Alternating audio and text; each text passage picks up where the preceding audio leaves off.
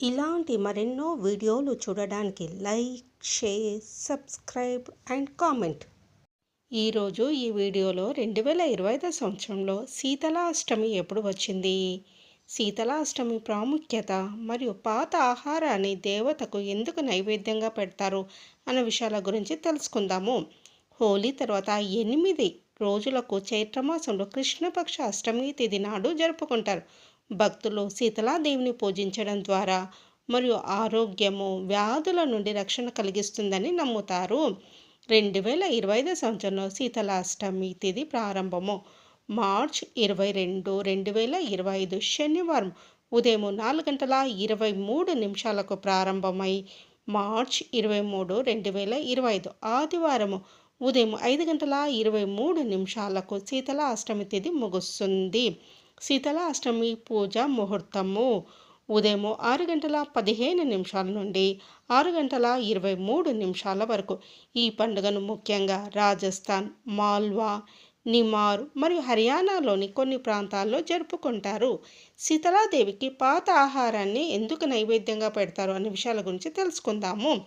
శీతలాదేవికి ముఖ్యంగా చల్లటి ఆహారాలను ఇష్టపడుతుంది.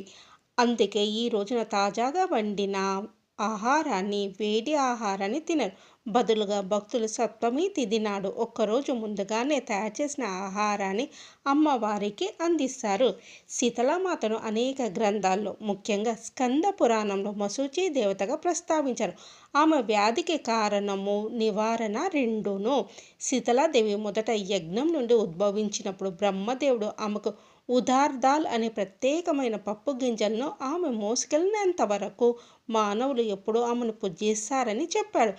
శివుడి చెమట నుండి సృష్టించబడిన జ్వరం కలిగించే రాక్షసుడు అయిన జ్వరాసురుడితో కలిసి ఆమె ఇతర దేవతను సందర్శించడానికి ప్రయాణించింది. మార్గమధ్యంలో ఎక్కడో ఆమె కందిపప్పు, మశూచి క్రిములుగా మారిపోయాయి. వారు సందర్శించిన ఎవరికైనా జ్వరం మరియు మశూచి వస్తుంది. దేవతలు శీతలాదేవిని దయ కోసం అడిగారు. ఆమె సూక్ష్మక్రిములను తీసుకొని భూమికి వెళ్ళమని కోరారు.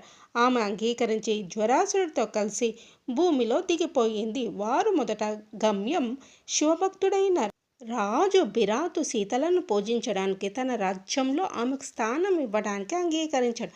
కానీ శివుడిపై ఆమెకు ఆధిపత్యం ఇవ్వలేదు. కాబట్టి ఆమె తన ప్రజలకు సోకుతుందని బెదిరించింది.